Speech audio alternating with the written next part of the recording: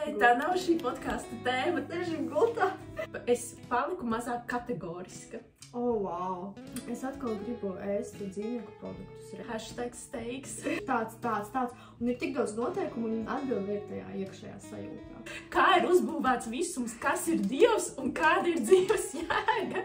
Dvēsele tiek radīta. Kurš viņu rada, es nezinu. Visi vuvu stāv ārā. Pazūd vienkārši no kadra. Jā, nokļūt tajā telpā, kur nekā nav. Wow! Koki bez lapām. Wow! Elektrības līnija. Es šogad daudz jūtu sāpes un tādas kā ciešanas. Davai, ģimni mama. Alter ego, ko es saucu merkantīlā sučka. Patīk tā rokas taisīt, viņai patīk dārgas somiņas. Liena. Dzīvo, tusēt. Nē, esmu satikusi Lienu. Wait for it. Pandavaini, kad gurni kustās un jāiet uz hils un vai. Visiem vīriešiem flirtē un manipulē un visi viņai ir pie kājām. Un sāpinājusi vīriešus. Un Lindas daļa par to raud. Cik gadus viņa nesakrūštu? Bet tā mēs runājam parasti. Jā. Jau ieslēdz? Šitā varēs izgriezt iekas, ja? Smukas? Es neizgriezīšu. Čau visiem!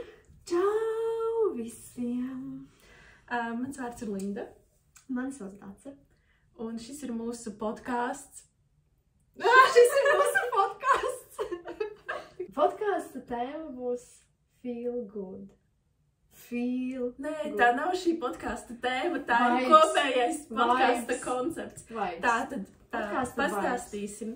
Jā. Mēs ar Daci pagājuši gadu, tas bija pagājuši gadu? Aizpagājuši gadu.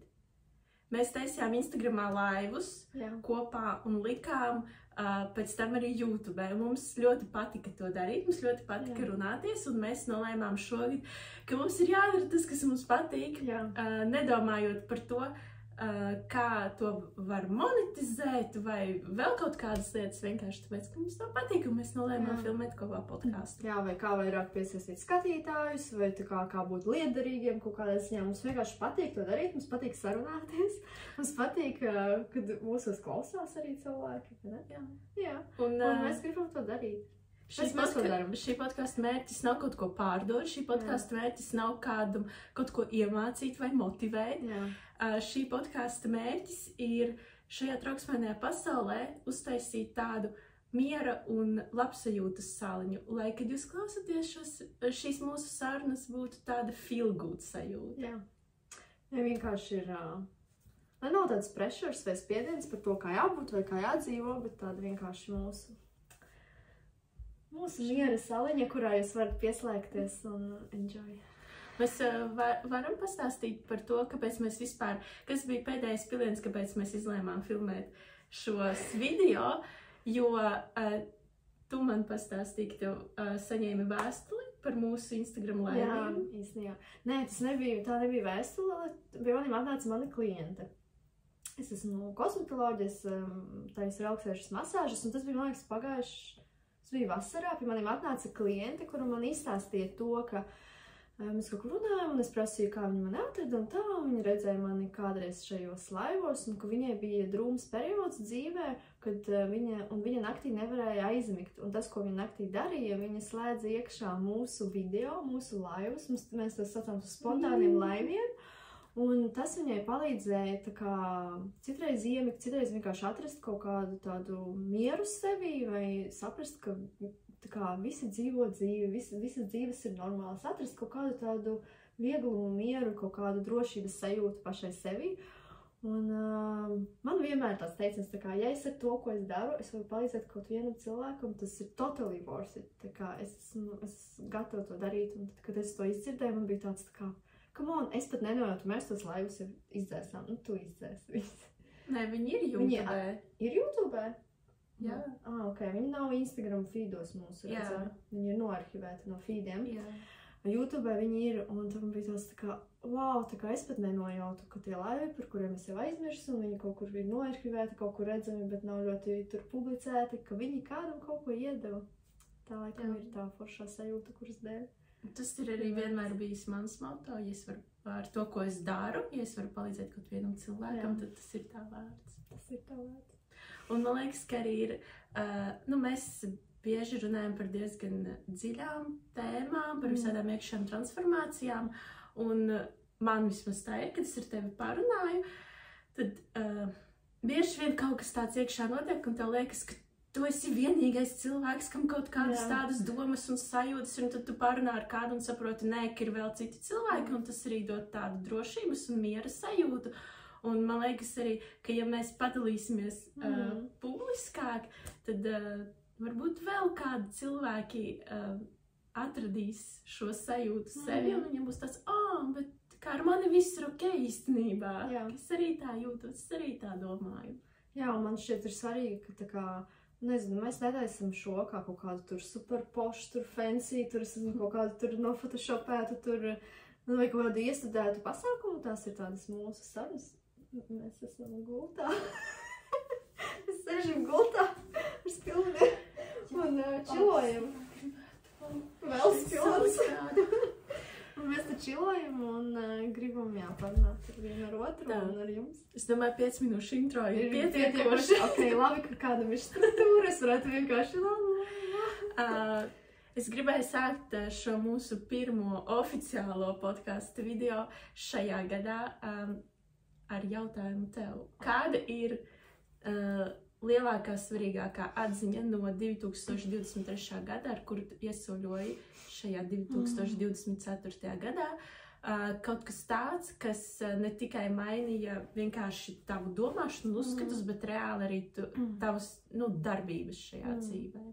Es priekš sevi sapratu to, cik daudz, kas manā dzīvē ir atkarīgs no mana iekšējā stāvokļa, un ka tas iekšējais manas stāvoklis īstenībā atkarīgs tikai vienīgi no manis, vispār ne no kā, kas notiek ārpusē, jo to ārpus jau es vispār nevaru ietekmēt. Un es nevaru tā kā lēkāt tā kā vilnīšiem, kas notiek ārpusē. Un priekš... Tu nevari ietekmēt. Tu vari, bet tāpat tā kā, mums ir es ticu tam, ka mums ir arī kaut kāds liktenis, kaut kāda notikuma vai cilvēki, kas ir jāsatiek, un tur var būt dažādi. Un es to manā dzīvē, tas, ļoti, ļoti izpaužas tādā tieši aspektā par atpūtu, jo, lai gan es nestrādāju mega daudz, un es tā kā tur pieņemu klientus tikai tur 3 dienas nedēļā, un vispār, mēs taču vispār pati sev nosaku visu un tā tālāk, tāpat es saskāros ar to, ka vienā brīdī es sevi atkal zagaņālu, teiksim tā, un es ļoti daudz sāku strādāt, un ļoti maz atpūsties, un atkal strādāt līdz tik ilgi, kamēr viss būs izdarīts, tikai nekad viss nebija izdarīts. Un, es pamanīju to, ka, kad es skatos sevi kamerā, es mulstu, un tagad es skatos uz logu, tad es jūtos tā kā kaut kā savādāk. Es pamanīju, ka tu esi tik brūna, un es esmu tik balta. Melnā krāsa bija izcēr to balnu. Ne? Let's be real, viss mans iedegums ir aizgājis. Jā, tu jābrauc atkal uz Spāniju. Turpini. Jā, bet un tas, ko es pamanīju, ka es tā kā apzināti, es septembrī vai oktobrī es uzliku apzināti to, ka mans nodoms ir justies atpūtušai. Nevis justies tur, nezinu, veiksmīgā ar daudz naudas un pie tā visā nostrādājušai un nogurušai. Mans mērķis justies atpūtušai un pie tā paša arī būt veiksmīgai, piepildīt savus sapņus, savas vēlmes, nodrošināt savu tādu dzīvi, kādu es gribu, pieredzēt dzīvi. Bet vienkārši caur tādu sajūtu, ka es neesmu... Tā kā sanāk, ka tu uzliki sev par prioritātes augšgalā justies atpūtušai un justies labi. Jā. Es uzliku justies labi, justies resursā, un es sapratu, ka tas, kas šajā brīdī man visvairāk traucē, viens ir, 2 lietas, lai justos resursā. Tas, ka es vairāk maz atpūšos, un tas, ka es atpūšos, piemēram, nekvalitatīvi, jo atpūtē ir arī dažādi veidi, tur es tā esmu iedziļinājusi, es varu pastāstīt, ja kādu interesē. Atpūtē ir dažādi veidi un dažādi līmeņi, kā to var darīt, un atpūta nevienmēr iegūt jaunas iespējas. Citreiz atpūta ir 15 minūtes vienkārši sēdēt un tumsā, piemēram, vai tur pie kādas mūzikas un tā tālāk. Vienmēr atpūta ir aiziet uz masāžu, arī nevienmēr. Jo man kādreiz likās, es taču eju uz masāžu, es eju uz spā, tur es eju vingrot, es atpūšos, bet īstenībā arī par to atpūtu, tā kā arī, es pamanīju to, ka manai atpūta arī pat, ja es varu tur gulāt, ja es fiziski arī atpūšos, bet man var traucēt manas domas, un tā kā es ļoti daudz uzmanības veltīju tam, kā es varu savas domas nu, tā kā es varu būt galvenā, nevis manas domas. Kā es varu pateikt, tā kā, ok, jā, es redzu, man ir tur trauksme šobrīd par tur naudu vai par kaut nākotni, vēl kaut ko, bet es par to domāšu pēc 15 minūtēm. Tagad 15 minūtes, tā kā ir mana izvēle atpūsties. Nu, pieņemsim, es esmu tas online. Taču, jā, tas galvenais atpūta, atgriežoties, un otra lieta man bija vēl kaut kas gribēju pateikt. Un vēl ko es saprotu par sevi, ka man ļoti svarīgi just iedvesmu. Un, ka ja es nedaru lietas, kas man iedvesmo arī, tad es tā kā palieku tāda... Nu, man neinteresē vairāk daudzas lietas dzīvē. Un īstenībā lietas, kas man iedvesmo, vienmēr ir lietas, kuras ir tā kā, nu, tur ekonomiski izdevīgas, vai arī rentablas kaut kur, vai es vansīs vēlāk peļņu. Nē, citreiz man iedvesmo patiešām tur aizbraukt uz Spāniju, vai aiziet tur kādreiz tur, man ir tur ļoti, nezinu, kāds foršs manikīrs, vai arī man iedvesmo citreiz, piemēram, veltīt laiku zīmēt vai gleznot kaut ko, kas vispār es tajā laikā varētu, nezinu, kaut ko citu darīt, bet tādā veidā tas arī man iedvesmo. Dejas man iedvesmo, kustēties, visās tas lietas. Tas par mani. Bet es gribēju vēl, tad sanāk kā tu ikdienas dzīvē šo pielieto, piemēram, ja tu atnāc vakarā mājās un tu jūties piekususi, bet tev bija plānots vēl tur izdarīt to un to un to, tad sanāk, ka ko tu nedari, un tu atpūties. Nu, kāds, šis ir mans strāglis, tu zini, bet kād, es esmu savā ceļā arī tajā. Man bija, sākumā es to piefiškoju, un sākumā es novēroju, kā es jūtu, ka es esmu nogurusi, un es turpinu vienkārši močīt. Man bija kaut kāds, varbūt, mēnesis vai nedēļas, kad es vēroju, tā kā, un tad es iekrītu gultā, un es domāju, tā kā tāds, nu, come on, tā kā, nu, tu tā kā izdarīji tās lietas, bet tāpat palika vēl tur 5 neizdarītas, tā kā, kas būtu, ja tur būtu nevis 5, bet 7 neizdarītas, nu, vajag atšķirību. Tad jau bija tas nākamais stāvoklis, kas ar vien vairāk sāku, tā kā, ok, es jūtos nogurusi, bet man ir kaut kas vēl jāizdara. Es prioritizēju kaut ko, tā kā, no kā es varu atteikties, no kā es nu, tā kā, kas man vēl ar vienu obligāti jāizdara.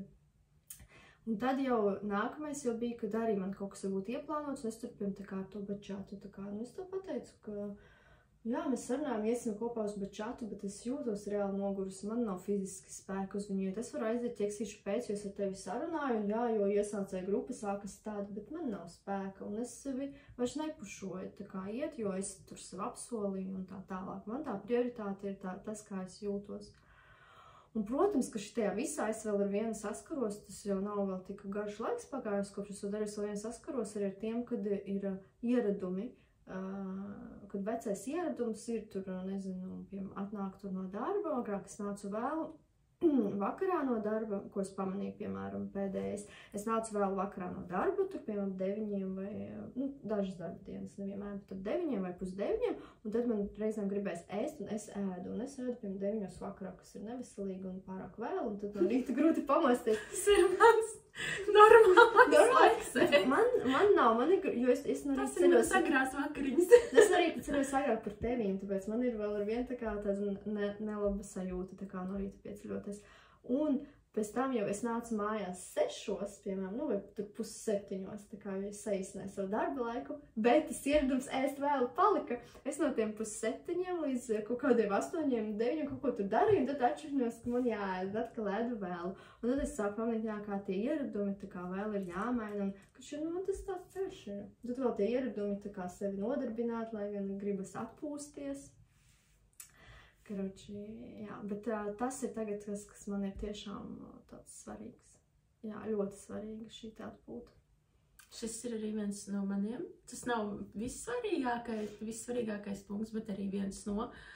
Un es ļoti pamanu un fiksēju, kad es daru kaut kādas lietas. Piemēram, es sēžu pie datora strādāju. Un es izdomāju, es šodien gribētu izdarīt šo un šo un šo. Un es jūtu, ka es sāku piekust, sāku jau lēnāk strādāt, bišķiņ bēsis uznāk, bet man vēl nav pabeigts. Un man tāds, piemēram, es zinu, ka man vēl pusstundu, un es visu izdarīšu, bet tā pašā laikā, tad es jutīšos ļoti nogurusi. Un tas reāli sevi spiežu tāda, viss, nē, stop, es apstāšos un es nepārstrādāšos un es izdarīšu to rīt. Vai parīt, vai aizparīt. Es to izdarīšu.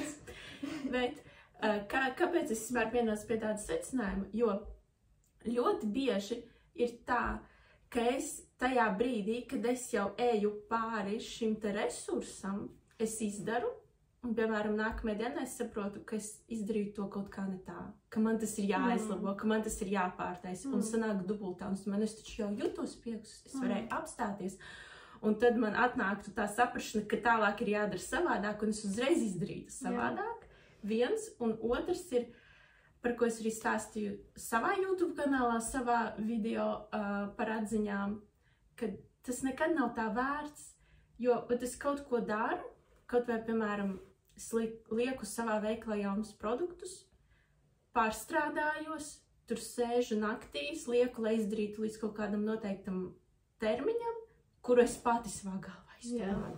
Un tad, piemēram, pēc pusgada es izdomāju vispār tos produktus izņemt no veikla.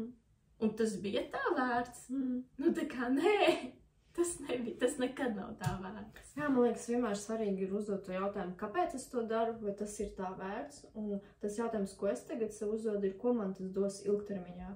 Ja es pamanīju, ka es citreiz daru ikdienā lietas, kuras liekas tagad tik svarīgi, ātri jāizdara, bet ilgtermiņā tu tas pienesums ir kaut kāda vispār 1, 5%, 10%, un ir kaut kāds, un ilgtermiņā ir tās lielās lietas, kuras ir, kas citreiz ir kaut kādas mazas un nemaz nav tik sarežģītas, bet viņas ilgtermiņā iedod tā kā to uzkrājušo efektu un ir vērts.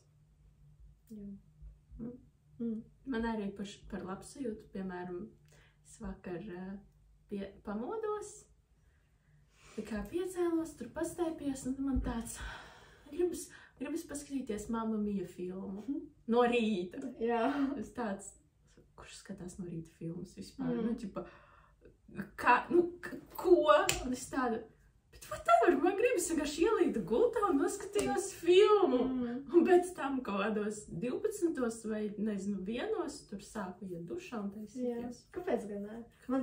Ja es varu, bet es taču varu, bet es taču visu dzīvi sapņoju tieši par tādu dzīvesveidu. Viss, ko es darīju profesionālajā dzīvē, bija nokļūt līdz punktam, kad es varu piecelties bez modinātēm. Ja es no rīta gribu pavārtīties gultā un paskatīties filmu, es varu to izdarīt. Un kad man ir tāda iespēja, tāpat jūtos vainīga. Jā, tas ir par tām sarunām galvā, tā kā, kurš tur vispār runā, tā kā tu runā, vai tur runā kaut kāda tava mamma, tur kaimiņš, sabiedrība, vai kurš man tur ļoti kurš ir tas? Tā kā, pie apajā galda, kas tu esi? Tā kā, kad savācas mājā, tā kā īrnieku sapulce, visi, un katrs bļauj kaut ko, trubas jāmaina, jums jālabo. Nē, Mamma Mia filmu, es gribu tusēt. Nu, kāpēc tik dārgi komunāli? Citu, tu vēl ir kaut kas par savām atziņām, ko tu gribi pateikt? Es varu savu lielu atziņu pateikt. Man liela atziņa, kura ļoti pamainīja tieši, kā es fiziskajā šajā dzīvē darbojos un daru. Tā ir atziņa par to, ka visam ir sava vieta, un es paliku mazāk kategoriska. Wow! Pret visu kaut ko. Nē, es paskaidrošu, es tieši vakarā par to domāju. Es nekad nebiju tāds cilvēks, kurš uzskatīja, es uzskatu tā ir pareizi, visiem pārējiem nav taisnība. Labi, varbūt kādreiz es biju, bet pēc tam es paliku tādi, ka es ļoti labi sapratu citu cilvēku viedokļus, un es ļoti labi sapratu, kāpēc cilvēki rīkojas tā, kā viņi rīkojas. Bet tas nemainīja faktu, ka savā dzīvē tās izvēles, kuras es darīju, man bija kaut kāds tomēr savs viedoklis, bet es viņu savā dzīvē izdzīvoju. Man likās, tā ir pareizi un tā ir nepareizi. Visi var darīt, kā grib, bet es dzīvoju tā, un ne pa labi, ne pa kreisi. Ja es izlemju, ka gaļu ēst ir slikti, es neēdu gaļu, es nenosodu, un tā kā nav tā, ka es nedraudzējos ar gaļēdājiem, bet tā es uzskatīju. Vai arī, ja es lietoju ekokosmētiku, tad es lietoju tikai ekokosmētiku un viss ne pa labi, ne pa kreisi. Un man bija ļoti liela pretestība pret parasto medicīnu, pret ārstiem un pret visādiem aptieku preparātiem un vitamīniem. Lai gan es nāku no ārstu ģimenes, divās paudzēs. Mans tētis bija ārsts, un mana vecmāma, viņa māma bija ārste. Un es uzaugu tā kā ārstu ģimene, ārstu vidē, es nācu pie viņiem uz darbu, nu tā kā, un mums mājās tur bija pilns ar špricēm, kaut kādiem zālēm, bet es izaugu par cilvēku, kurš ir absolūti pret to visu. Līdz šogad dzīve mani piespieda iet pie zobārsta, labot zobu ar anestēziju, nodot asins analīzes vairākas reizes, kas man bija tās vienmēr, dzert vitamīnus visādus no aptiekām. Un es sapratu, ka visam ir sava vieta. Es nesaku, ka tas ir pilnīgi pareizi un es tagad tā dzīvošu, bet dažreiz vajag, dažreiz tā ir noderīgi. Dažreiz, ja ir ātri jāpaceļ dzels, tad var ātri pacelt dzels ar jebkuriem veidiem. Protams, nu runājot par vitamīniem, es tagad gribu izdzert kursu un tad, protams, tāpat meklēt no dabīgas jomas un ekosuplementiem visu. Bet, jā, tas, ka es vairs neesmu tik kategoriska.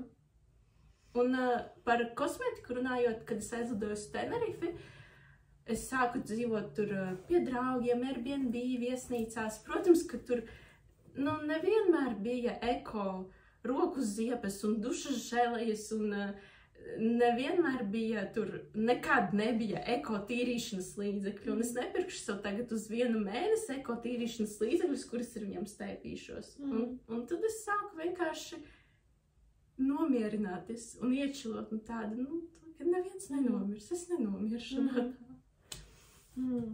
Man atsaucas tas, par ko tu stāstīji, man tas vairāk nevis tieši par kategorismu, bet es pamanīju, ka es pati kļuvu fleksiblāka pati savā dzīvē, caur to, ka es arī sāku sev uzdot jautājumu, vienkārši tā kā, ko es gribu, un ko gribu es šajā brīdī, ko grib mans ķermenis, nevis tā kā, kas būtu pareizāk, kas būs sustainable vai tur ilgtspējīgi nākotnē, tur labvēlīgi, vai kas ir vispār pieņemts, vai tā drīkst, vai tā nedrīkst. Es vienkārši sāku sev prasīt, ko es gribu. Un, kad es sāku sev prasīt, ko es gribu, tad izrādījās, ka es atkal gribu ēst dzīvnieku produktus reizēm. Un izrādījās, man garšo lielo pagaļu. Pieņemsim. #steiks. Jā. Vai izrādījās, ka tur, piemēram, es esmu gatava, es gribu, piemēram, dzīvot tādā dzīvoklī, kādā es tā dzīvoju. Es dzīvoju šobrīd dzīvoklī, kurš man ļoti patīk, kurā es gribu tiešām dzīvot. Un brīdī, kad man nācās paņemt šo dzīvoklu uz īri, un viņš maksāja par kaut kādiem 40% vairāk nekā iepriekšējie dzīvokļi, kurus esmu dzīvojusi. Tā arī bija tāda izvēle uzticēties sev, atļaut sev darīt, un es gribu. Es varēju paņemt lētāku dzīvokli noīrēt vai citā vietā, nu, bet šis bija tāds, viņš bija perfect match vieta, kāpņu telpa, kāda izskatās ēka, viss, kas ir aprīkots, viss iekārtojums, tā kā, nu, viss ir tā, kā es to būtu gribējusi. Un, jā, nu, es vienkārši sapratu, ka es maksāšu lielāku naudu par to, jā, nu, tas nav rentabli, bet kaut kur it kā nav rentabli, bet īstenībā tas ir par to, par mani iekšēju sajūtu, ka es katru rītu varu pamosties un redzēt šīs te gleznas, kas man šeit ir katru reizi, kad es, nezinu, sūcu grīdus, sūcu viņu ar šo te kruto, foršo putekļu sūcē un tā tālāk. Un tādas mazas lietas, un es saprotu, ka es par to maksāju. Tas jau aizgāju uz citu tēmu atkal. Jā, bet atkal, kurš nosaka, kas ir rentabli? Zini, tas arī manā galvā. Tu nopelni miljonu, un cilvēki, kas pelna 10 000 mēnesi, viņi teiks, wow, miljonu nopelnīja malicis, un ja tu aizies pie cilvēkiem, kuri pelna 1 miljonu dienā, viņi ir tādi, nabadzīņš, kā tu izdzīvosi. Un par šo man arī bija tāds mindfuck, zini, es visu laiku, visu dzīvi meklēju kaut kādus, nu tā kā guru, bet cilvēkus, kas man pateiks, kā ir pareizi, kā ir jādzīvo. Kā ir vislabāk, kā ir vispareizāk, kā ir pareizi jāēd, kā ir pareizi jāvingro, tā kā, nu vispār kā dzīvot, kam ticēt. Kur ir taisnība pasaulē? Jo vairāk uzzinu, jo vairāk es saprotu, ka ir tik daudz viedokļu, un galvenais, ka ir viedokļi, kas ir diametrāli pretēji. Un es saprotu gan tos argumentus, un tad man vienkārši vienā brīdī uzsprāga smadzenes, un es tāda, es tiešām nesaprotu, kam ticēt.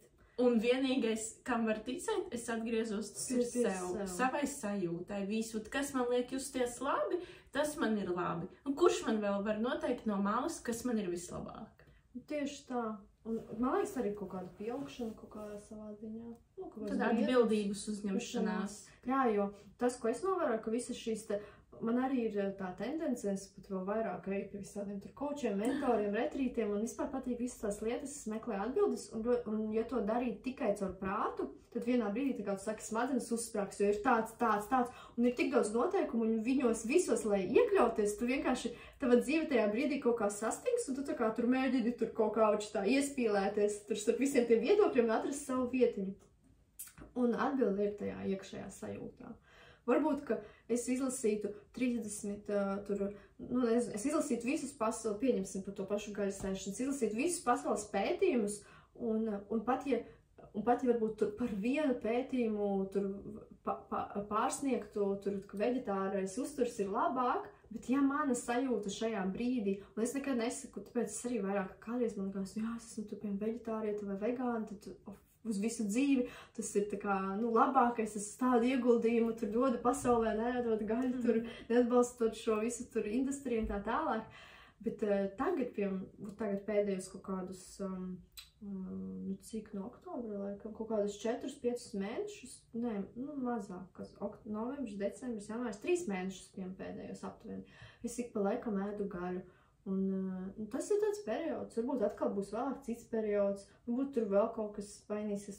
Es varu vispār, ja man kāds kaut ko jautā, piemēram, arī šī mūsu saruna, tas ir uz šo brīdi.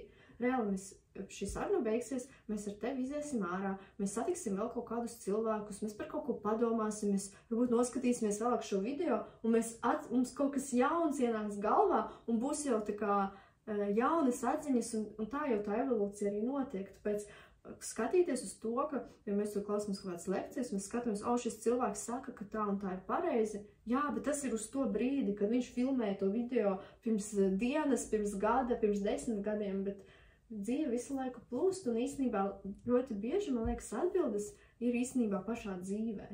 Tā kā tajā, kā tu dzīvo, ko tu pieredzi, tur nāk atbildes. Un tās sajūtas un pieredze, un tas ir tas, kas veido dzīvi, nevis tikai kaut kādas tur saprast, kā ir vislabāk, un tad pie tā pieturēties. Man nesen bija tāds insights burtiski pirms pāris dienām. Es tev vēl nestāstīju, bet priekš manis ļoti dziļš. Es gribu savu insightu arī vien izstāstīt. Man vispār pa dzīvi, es visu laiku meklēju, kāda ir dzīves jēga un kā ir uzbūvēts visums. Man vienkārši tas nedod mieru. Es apskaužu cilvēkus, kuri var vienkārši dzīvot un domāt par sadzīves lietām. Varbūt, kad man būs vīrs un bērni, es arī tā dzīvošu, un es domāšu par pamperiem, bet tagad mani uztrauc, kā ir uzbūvēts visums, kas ir Dievs un kāda ir dzīves jēga. Un es gāju pa ielu, un man atnāca galvā, tāda tā kā domas sajūta par to, ka es uzzināšu to, bet es uzzināšu to daudz vēlāk, jo es pati priekš sevis esmu noteikusi, ka es gribu atklāt to sev daudz vēlāk, jo tad, kad es to uzzināšu, tur būs no way back, un es nevarēšu vairs dzīvot, vienkārši šo parasto dzīvi, un ja es to atklāšu sev, agri, tad es, var teikt, sabojāšu sev šo zemes dzīvi, ka es pilnībā viņu neizbaudīšu, un ka tagad man ir jāizbauda visa šī parastā dzīve, un tad kaut kad uz dzīves beigām es ieraudzīšu to visu. Varbūt. Tā iekšējā sajūta. Varbūt es no nākotnes sev aizsūtīju to domu. Izklausās. Un tas man bija šī nomierināja. Zini? Labi, ja es kādreiz to uzzināšu, tad ok.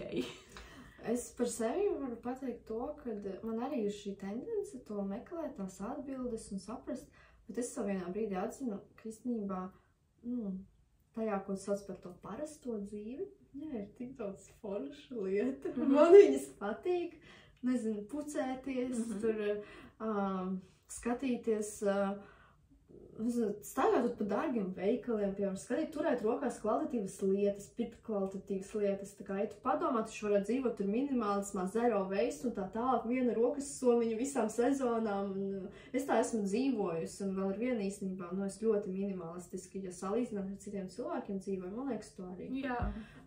Bet tur ir savs skaistums, iet mainīt frizūras, tur mainīt nagus, tur aiziet uz tādu restorānu, uz tādu, tas viss par tādām sajūtām ir, es nezinu, man liekas, mēs esam nākuši šeit arī, lai to piedzīvotu, un ja mēs no tā atsakāmies pārāk agri, tā kā tu saki, es domāju, būs brīdis, ka tu to būsi tik izbaudījusi, tev vairs būs tas tā kā, ok, what's next, un tad tev atnāks varbūt tā tava sajūta, bet kamēr tu neesi to izbaudījis, nevajag sevi apdalīt uzreiz jau ejot kaut kādā tur. Jā, es to daudz par šo biju domājis, jo vispār, tā kā man, es zinu, ka daudziem cilvēkiem askēze tā ir ļoti liela grūtība sevi ierobežot. Man askēze ir super easy. Ja es izlemju, ja man ir iekšēja motivācija, es varu dzīvot ar vienu rokas somiņu. Ja man viņa patīk, man ir ok, es izlēmu būt par vegānu, man tāds viss vienkārši nogriežas, nēdu, nekur neciemos, nekur man vienalga. Kā man tas nav grūti. Man ir grūti tieši palaisties un izbaudīt šo dzīvi. Un tad no otras puses arī tas arī, ko tu teici, ja tu atnāc uz šīs zemes, šajā ķermenī, un par saistībā ar šo, daudzi cilvēki ļoti grib attīstīt, to intuīciju un tādas superspējas, un es nesaku, ka es tur esmu kāds tur magic guru, ragana, bet man ir diezgan attīstīta kā intuīcija un jušana. Un dažreiz es gribu viņu tieši ieklusināt, jo tas arī nāk viļņiem, bet brīžiem, kad man uznāk tas vilnis ar ekstra jušanu, ir grūti dzīvot. Ir grūti dzīvot šajā pasaulē. Un tad visi cilvēki tiecas pēc tā, bet viņi nesaprot medaļas otru pusi. Ok, tu tur ar visām, diētām, meditācijām, organisma attīrīšanām, tu uzskačās sev šo intuīciju un jušanu, un tad tu ej un tu visu jūti, un tu nevari vienkārši paņemt un atslēgt, un tu nevari dzīvot pilsētā, tu nevari dzīvot tādā sabiedrībā, tad tev ir sanāk jābrauc kaut kur uz laukiem vai uz mežu dzīvot, un ko tu tur dzīvo viens vai ar kaut kādiem tur, tam līdzīgi domājošiem, jūtošiem cilvēkiem, ja kādam tas ir ok, tas ir no judgment, bet man tas ir. Bet, un ko? Un ko? Tu sēdi mežā un skaties, kā saule aust un saule riet?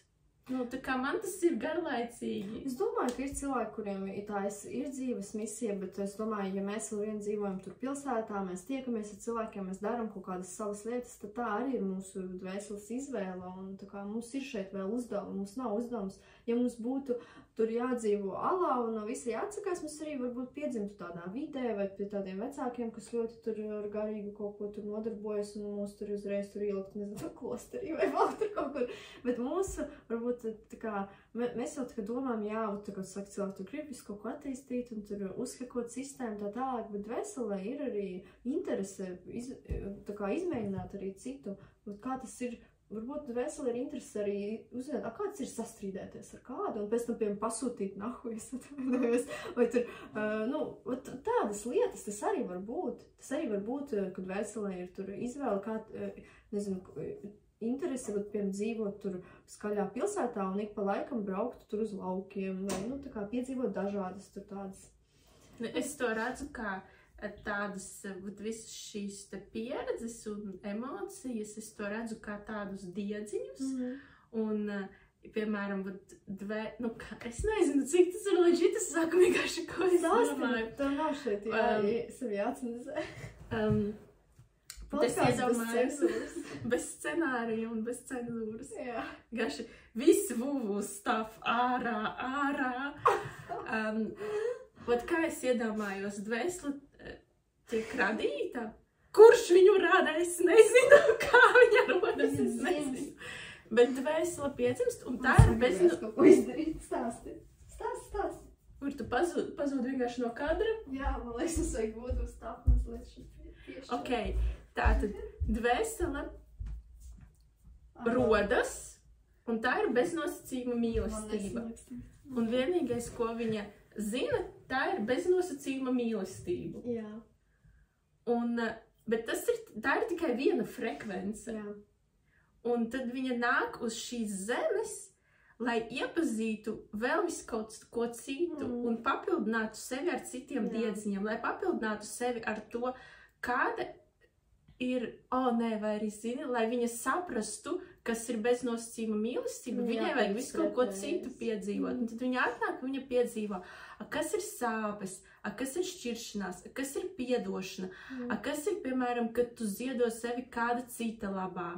Tā kā viss kaut kādas sajūtas, un to visu mēs varam iegūt tikai miedarbojoties ar citiem cilvēkiem. Īstenībā visvairāk, man liekas, mēs varam izaugt visvairāk miedarbībā, vai ar citiem cilvēkiem.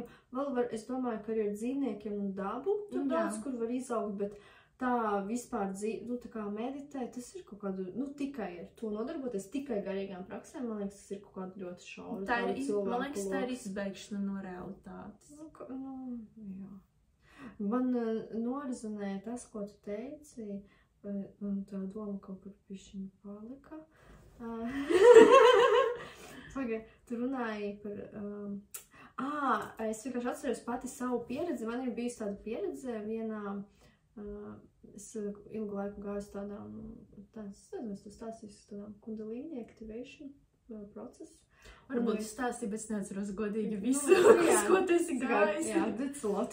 Un vienā tādā pieredzē man bija... Es tā kā nokļuvu tajā telpā, kur nekā nav, un ir tikai šī beznosacījuma mīlestība. Un es diezgan ilgu laiku tur pavadīju. Un zini, ļoti ātri atnāca tā sajūta, tā kā... Garlaicīgi. Jā, tā kā that's it. Un tā kā, wow, tik forši tas jūti, tā kā tādu, tā kā, krieviski tāds vārds blaženstva, tādu tā kā pārcilvēcīgu tādu svētlēmu, latviski svētlēmi. Un that's it, tā kā viss, tas ir tā kā, nezinu, tu peldies medū, tev ir viss tur mēdus, bet tā kā, cik ilgi, un es atceros to. Starp citu, tas ļoti interesanti, es to pieredzēju tad, kad es biju tā kā tajā praksē, kad es biju apslimusi, un man bija tā kā prāts vispār tā kā atgāja nost, viņš nevarēja turēt līdzi, ķermenis bija noguris, un es atceros, es izgāju ārā, un es vienkārši gāju, un es skatījos, wow!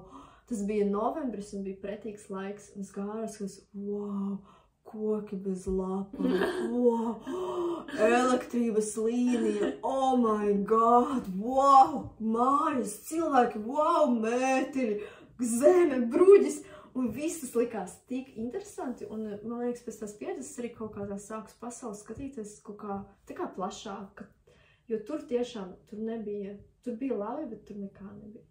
Tur bija tā sajūta, ka viss ir viens, tā kā, ka viss ir tā kā saplūdis, un es esmu tas viss, un tāpat laikā es neesmu nekās. Tā no grāmatiņām saki. Jā, laikam. Kādam grāmatiņām. Viss un es neesmu nekas. Tā bija, to sajūtu ar prātu nevar aptvert. Tajā brīdī, kad es to sāku analizēt ar prātu, tas arī viss tā kā, sāk izgaist. Prāts tā kā, what's that? Tas ir tas, tā ir tā sajūta, tā kā, kas te notiek, un tur viss nevar saprast. Nē, vispār, nevar. Bet pēc tam es iegūtu tādu lielāku pateicību par lietām. Kā tu pārstāji visu uzskatīt par pašsaprotamu? Jā. Pat jā, kaut kādas tādas, īstenībā es pie sevi arī šogad, man bija daudz tādi pārdzīvojumi, kurus šogad daudz jūtu sāpes un tādas kā ciešanas, un es vienā brīdī sapratu, bet kā, tajā arī ir kaut kas, just tās visas sajūtas, kas ir kā ir nepatīkamas un negatīvas, tajā ir kaut kas tāds. Īstenībā, cilvēki paši sev taisa drāmu un visu kaut ko. Es esmu ļoti... tāds miermīlīgs cilvēks, man nepatīk konflikti, nepatīk strīdēties, bet, ko es novēroju vienkārši starp citiem cilvēkiem, ir tīpaši, kad es negribu tā kā lai personiski tas neskan par vienu, bet labi, tie cilvēki tāpat nezinu latviešu valodu un neskatīsies, bet, kad es biju Tenerife, es vienkārši vēroju cilvēkus, kas tur dzīvo, visādi jauni cilvēki. Un viņi tur dzīvo, un viņiem ir kaut kāds parasts darbs, ko viņi strādā, darbs, mājas draugi, tā kā tāda dzīve, kaut kāda tur, nezinu, varbūt hobija. Un viņi vienkārši sāk taisīt savstarpējas drāmas, tāpēc, lai būtu kaut kādas emocijas, jo paliek garlaicīgi. Jā. Es nekomentēšu tā. Mums vēl ir laiks izstāstīt par mani insightu, vai mēs runājam, ka mēs negribam gadu to video. 49 minūtes. Nu stāsti, jā. Tas bija arī man īstenībā par šo gadu, kurš, man liekas, šī mums būs tāda epizode vairāk par atziņām, par to, kas ir noticis, un tad mēs jau nākamais iesim kaut kur reāli. Kur mūs aizvedīs, jā. Un, un kurš es šogad ļoti, man tādi procesi notika, gan jau es par viņiem stāstīšu, bet šajā brīdī nē, kur rezultātā es arī sāku vērot, kā es dzīvoju, un es pamanīju to, ka es ļoti daudz iepriekš kaut kur, tā kā es zināju savas ēnas puses, es zināju, tā kā, kur man ir, tā kā mans shadow corners, un es ļoti, tā kā, daudz ko darīju, lai viņus, tā kā, neizrādītu vai kaut kur, tā kā, lai viņi paliek, tā kā, tur tādā drošā, aizvērtā vidē. Un šogad es tieši gāju tā kā tajā visā iekšā, un es gāju un izdzīvoju to. Un man vakar atnāca tāds insights, kas man iedod tādu brīvības sajūtu iekšēju. Davai, gimni mama! Man ir viens tāds alter ego, ko es saucu merkantīlā sučka. Tā ir viena mana daļa. Mēs ieliksim šo virsrakstā. Mēs ieliksim šo trailerī. Es uztaisīšu trailerī izgriezumiem. Merkantīlā sučka. Un tā, es izstāstīšu mazliet par to merkantīlā sučku. Iepazīstini mūs. Iepazīstināšos. Jā, tātad merkantīlā sučka, viņa ir šāda. Kā viņa sauc? Sučka. Tā es mējas, bet tā ir mana daļa, kurot ir tāda. Viņai patīk tā rokas taisīt, viņai patīk dārgas somiņas. Lena. Viņa varētu būt Lena. Merkantīlā sučka, Lena, ļoti labs, Lena. Tu esi bijusi Daugavpilī kādreiz? Nē. Es esmu piedzimusi Daugavpilī, kurš Daugavpilī ir tāds ditonams, kas ir reāli tirgus, tikai tas ir kā fancy tirgus. Kādreiz šeit bija arī kaut kur pie, nevis pats tirgus, centrāla tirgu, bet bija tāds, zilo krāsu, kaut kāds albatros vai kā saucās, tāds lielveikals, kurš tur ir tā kā tirgus lavičkas, bet viņas ir tā kā lielveikala, viņas ir iekšpusē, tur smuki viss, bet reāli tur tirgus drēbes. Un kurš ir Lēna ģērbis. 90. gados, man liekas, tas. Jā, Lēna ģērbis reizēm, tā kā tādās vienkārši tādās izaicinošās, tirgus drēbēs, noteikti pušups viņai ir, un špidikas arī viņai ir, kurš tā ir Lēna. Un Lēnai patīk krāsoties, spilgti un būt tādai mazliet frivolai. Lēna iedējot uz heels. Lēna iedējot uz heels. Jā. Un es sāku novērot to, ka man tā mana sučka, viņa nākā, viņa rītīgi nospiesta bijusi gadiem ilgi, un viņa tāda grib vienkārši dzīvot, tusēt, pirkt tur dārgas maciņas, tur somiņas, tur krāsoties. Es neesmu satikusi Lēnu. Wait for it. Es gribētu draudzēties ar Lēnu. Aiziesim ar Lēnu uz restorānu. Nekādu restorānu uz šito Laroku.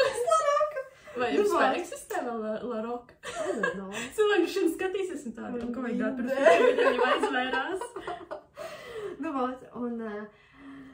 Un Lēna pamazām sāk parādīties manā Instagramā mazliet.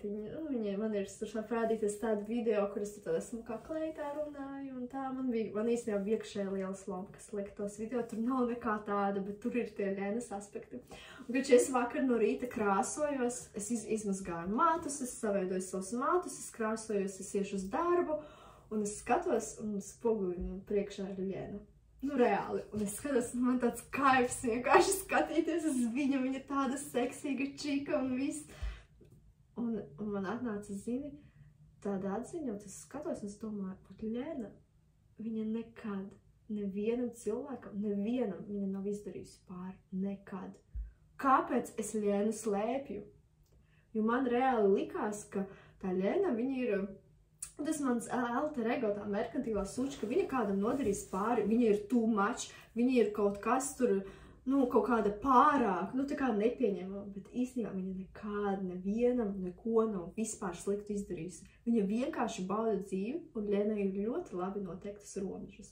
Tāpēc viņa kādam varbūt nērta, bet viņa nekāda nevienam nav izdarījusi neko sliktu. Un manā dzīvē Ļena ienes prieku, viņa ienes jautrību, viņa ienes skaistumu, viņa ienes tādu kaut kādu vieglumu, tādu frivolumu, nu tādu, vai kad gurni kustās un jāiet uz Hilsundu vai kaut kur vēl, varbūt Tinderī pierģistrēties, nu tādu.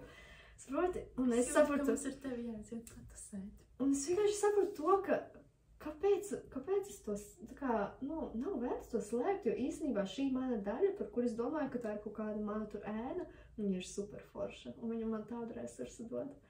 Un es tā paņēmu to Ļenu, es domāju, Ļena. Man arī ir tāda daļa, es nezinu, kā viņu sauc.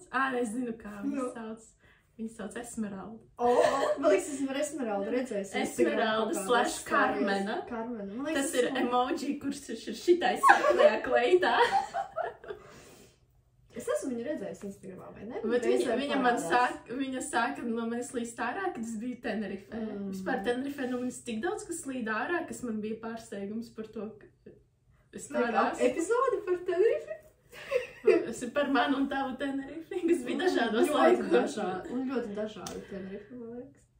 Un, jā, bet mana tā ir tāda dienvidu skaistule ar gariem, tumšiem, čirkainiem matiem, ar puķi šeit aiz aus, sarkanā kleitā ar dekoltē un pušapu, ar šķēlumu lielu un tādas pa volāniem, sarkanām lūpām, un kur ir tāda, un kur tāda super seksīga, iekārojama, un ar visiem vīriešiem flirtē, un manipulē, un visi viņai ir pie kājām, un viņa tāda. Viņš, man liekas, mums būs tūsiņš Ļenai ar Karmenu. Mēs varētu kādu reizi uztaisīt tādu epizodi. Ļena un Karmena. Jā! Šodien podkāstā Ļena un Karmena. Hello! Un saģērbties vēl tā. Nu jā, un tas bija interesanti, jo es zinu kā, bet tu, kad teici, viņa nevienam nedara pāri, bet man nebija tā sajūta. Jā. Man bija tāda sajūta, ka es viņu nekontrolēju, ka viņa tieši nodara cilvēkiem pāri, jo viņa vispār nedomā par citiem cilvēkiem. Un viņa domā par sevi. Viņa domā par sevi. Viņa domā par sevi. Katrā situācijā, kā viņai ir labāk, bet, es tā kā, es varu pateikt, ka es esmu sāpinājusi vīriešus tā uzvedoties, un es zinu. Un Lindas daļa par to rauda. Man liekas, es esmu sāpinājusi citus cilvēkus tikai ar to, ka es pārāk centos kaut ko darīt priekš viņiem labu, kas viņiem nemaz nebija vajadzīgs. Un priekš sevis. Ka man ir ļoti liels diskomforts Latvijas ziemā, ka es nevaru nesāt tādas drēbes un izskatīties kā Esmeralda. Kad atbraucu no Spānijas, man liekas, es arī to rakstīju, ka man ir grūti šeit, jo es Latvijas ziemā, man ir ļoti grūti šeit justies tādai seksīgai, jo priekš manīm tā kā tas ir, kad ir redzams ķermenis kaut kur, nu vienkārši kaut vai rokas redzamas, un man viņš vienmēr ir skaists un iededzis un seksīgs.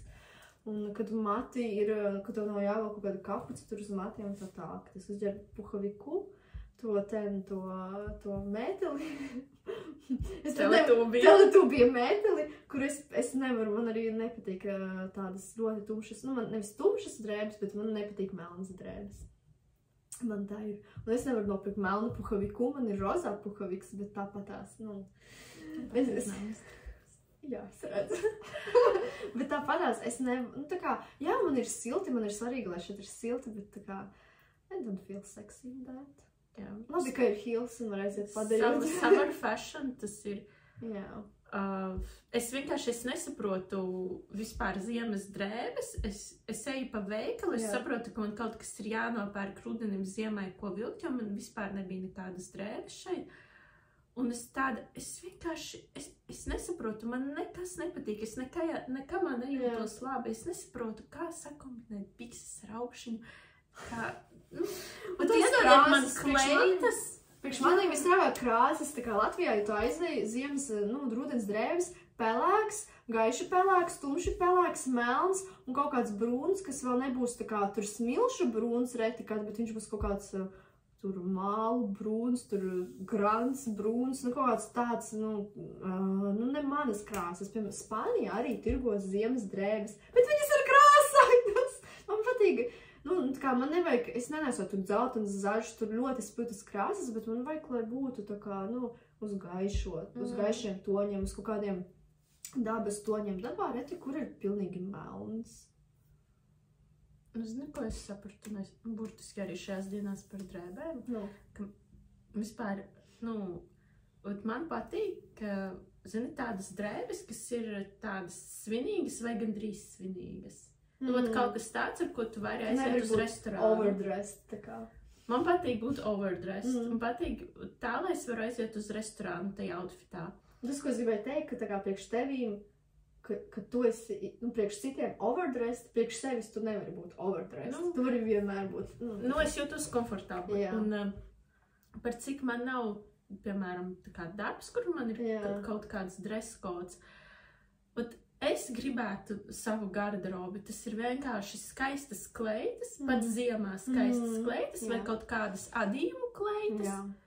Un otrs variants, kad es jūtos, super lazy, tas ir treņuškas. Man nepatīk bikses. Man vispār nepatīk bikses. Vienīgais tas ir treņuškas vai leggings, tas ir, kad iet uz kaut kur, tā kā super casual, tāds pa mājām un izēju uz veikalu vai izēju līdz treniņam. Viss. Man nepatīk arī ziemā, tāpēc, ka tā kā man bikses arī ne visai, bet man patīk leggingi, jo man patīk, ka, tā kā var redzēt, manas kājas, dibenu. Bet man nepatīk, kad es jūtu, tā kā, ka drēbes spiež ķermeni, vai tā kā, ka var just drēbes uz ķermeni, ka viņas kaut kur bēržas vai rīvējas, un ir tīpaši man ļoti nepatīk uz gurniem, tāpēc man džinsas ir ļoti reti, jo man nepatīk, kad spiežās tur staklē un vispār. Man nav džinsas garderobē. Man nebija džinsas garderobē kaut kādus 10 gadus, bet es nopirku tagad, es nopirku savas pirmās džinsas pa pēdējiem, tiešām godīgi 10 varbūt gadiem. Par džinsām vēl var atsevišķu stāstu izstāstīt, man daudz pieredzes. Man patīk, ka mūsu podkāsts sākās no tāda super spirituāla un dziļa un aizgāja līdz garderobē.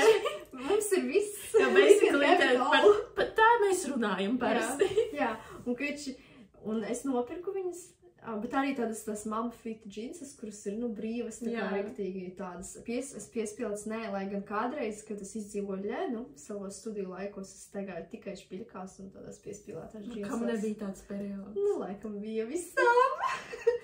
Ok, un tad, un man tas besīs ziemā, ka man kādreiz ir, man ir augsti. Man liekas, ar to, ka es nebiju pēdējās ziemas Latvijā, man ir generāli ir vēsāk, es neesmu tā kā norūdījusies vai adaptējusies tai ziemai, un man prasās ģērbt vairāk drēbes virsū, un tāda, lai iziet ārā, es ģērbu zeķu bikses, es ģērbu kaut kādas bikses, un man viss tur spiežas, un tad es uzvalku džemperi, un man vēl virsū jāvelk tas puhaviks, un es to visu smagumu jūtu uz sevis, un es nevaru iziet tā, un vienkārši tā, iet tā kā, es varu, man laikam varbūt jākačājas vairāk, lai es tā neizjustu. Arī tāpēc, varbūt man ir mazs ķermeņa svars, un es katru to drēbi izjūtu tos 500 gramus, vēl 500 grami, man tas ir reāli, es nesu, piemēram, es svaru 45 kilogrami, un ja manas drēbes svar 3 kilogrami, tad tas ir, cik? Gandrīz 1/10 no mana svara. Tad kā, tas ir daudz. Man ekstra vēl 10 daļu nāk klāt, tā kā liekais svars. Tas, laikam, tā jūtas, varbūt cilvēki lieko svaru. Tāpēc man nepatīk ziema. Tad tā sajūta. Tas ir grūti. Tu esi siltajā. Tu nevari kustēties, kā tu gribi. Uzvelc vienkārši peltkostīmu, uzvelc šortiņus, un tu vari būt tā mājās, tu vari tā aiziet uz veikalu, tu vari tā aiziet uz pludmali, tā kā visur vienkārši peltkostīma augšņi, viss neko vairs nevajag.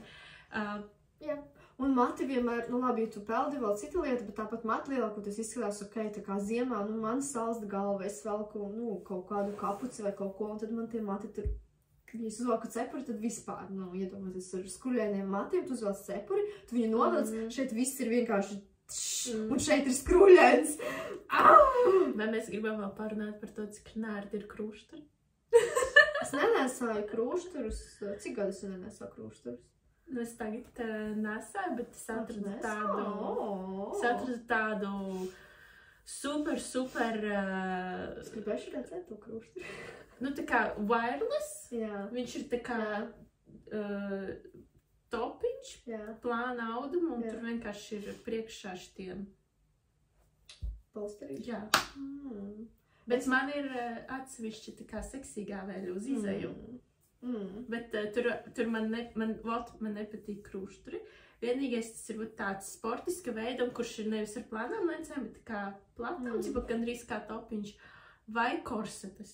Uz vakaru uz izēju korsete. Jo parastais krūšturs man vienkārši spiež korsete, par cik viņa ir plata, viņa kā tā nespiež. Vai bodīs. Es vienā brīdī atteicos vispār. Hashtag Esmeraldas garderobe. Jā, hashtag Dacis garderobe. Bet es nenesāju krūšturs arī ilgi. Es atteicos no krūšturiem, es nesašos kaut kāda... Tā, ka pilnībā es atteicos došanu kaut kādā 17. gadā, varbūt kaut kādā 6 gadi. Es gribu zināt, vai ir kāda sieviete, kura var godīgi leģit pateikt, ka krūšturi ir ārti. Kurai vakarā atnākot mājās nav tā sajūta, ka atver krūšturi daudz cik labi. Vienu tādu. Man nav vairs tās sajūtas, jo es nenesāju krūšturus un visu laiku ir labi. Es lielākoties nesājuši tādu tipa topiņus, tā kā zem drēbēm, un tie ir vienkārši reāli tā kā parastie topiņi, kas nav tā kā, tie ir vasaras topiņi, tas pat nav tā kā apakšveļas topiņi. Un man arī ir tā kā, priekš hīles dejām, priekš kaut kādiem tur iziešanām, man ir tā kā, bet man arī bez tām stīpiņām tas bra, tāds mežģīņi. Tā kā, tāds, reāli izējāmies tā kā viens. Man nav, es korsets neesmu mēģinājis. Man liekas, man varētu nepatikt, jo es justu tā kā, ka arī šeit. Man patīk, ka es varu just, kas var tā ieelpot. Man kaut kur vibrē telefons, nezinu, video varbūt. Mēs gribam uz šīs nots pabeigt mūsu šī. Jā, man liekas, ka jau ir uz stundu, tas ir jau diezgan ilgi. Tā, paldies par uzmanību, par to, ka jūs izbaudījāt mūsu sarunas par spirituālām, tā kā... Tas ir balans. Jā, es gribu pateikt, ka mūsu šīm podkāstam bija tā kā ko-autors Ļena un Karmena, un Esmeralda, Ļena un Esmeralda. Vai Karmena? Man ir jāpadomā Ļena, Esmeralda un Karmena. Varbūt man ir divas. Varbūt tā ir viena, kurā tur dara pāri tie vīrieši. Nē, tā ir Karmena, bet Esmeralda tas ir tas tā kā arhetips. Tu zini to stāstu? Kādas mūzikas un viss par Esmeraldu. Ko viņi dzied Esmeraldu? Jā. 3 džeki dzied par Esmeraldu franču valodā. Varbūt. Neesmu droša. Man liekas, es zinu, par Karmenai bija kaut kāda opera, kas tā arī saucas Karmena. Jā, es tāpēc tam parādīšu. Davai.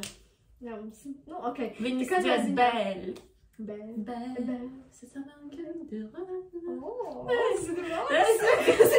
Esmeraldas soundtracks. Šo es izgriezīšu. Es zinu vārdu šeit dziesmai, viņa ir franču valodā. Oh my god. Jā, tur Ļenas soundtracks varētu būt kaut kāda krievu dziesma. Она решила сдаться, на танцеваться с ним, поцеловаться с ним и до утра остаться. Короче, jā. Artur Piroško. Es tad arī ieslēgšu. Labi, ieslēdz. Korоче, jā, paldies mūsu epizodes ko-autorēm Esmeraldai, Karmenai un Ļenai. Un paldies, ka noskatījāties. Mēs ceram, ka jums šī epizode uzlaboja garastāvokli un feel good. Mēs ļoti priecāsimies par komentāriem. Jā, varbūt par kādiem jautājumiem vai tēmām uz citām reizēm. Varat uzrakstīt apakšā YouTube vai mums Instagramā. Jā. Jēj! Pirmais podcasts! Jūs samījāties! tā priecājos, ko mēs izdarījām. Labi, es nezinu, cik labi sanāca, bet man bija kaifs. Jā, man arī es tik priecājos.